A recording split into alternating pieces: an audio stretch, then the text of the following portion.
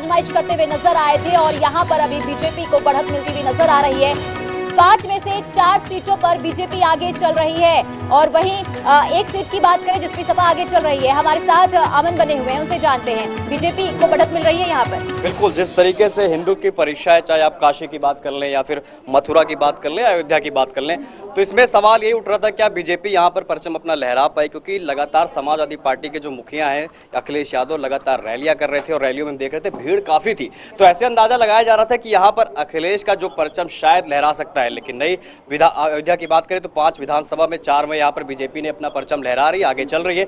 एक में गोसाईगंज है जो मुस्लिमों का गढ़ माना जाता है और इससे सभी लोग बखूबी यहाँ पर जुड़े हुए हैं, जानते हैं कि अखिलेश यादव मुस्लिमों की राजनीति करते हैं, उनका वोट बैंक भी वही है।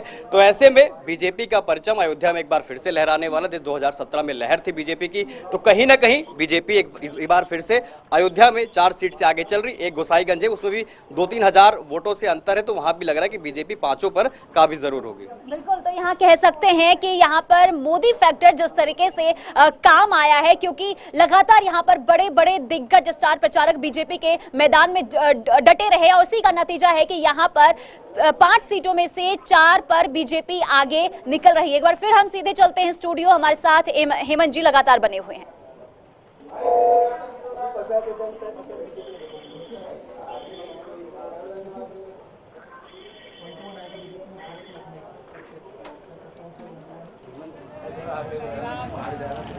वहाँ पर एक सीट पर पीछे जरूर चल रही है बीजेपी के कैंडिडेट जो है, लेकिन उसके बावजूद 4 सीटों पर लगातार लीड करती हुई अयोध्या में नजर आ रही है बीजेपी पार्टी और इसी को लेकर लगातार चर्चा भी कर रहे हैं। तस्वीरें भी लोकतंत्र के महापर्व के बाद नतीजों के सामने आने लगी है और ये साफ तौर पर समझा जा सकता है अब, यानी कि जो कार्यकर्ता है वो पूरी तरीके से आश्वस्त है।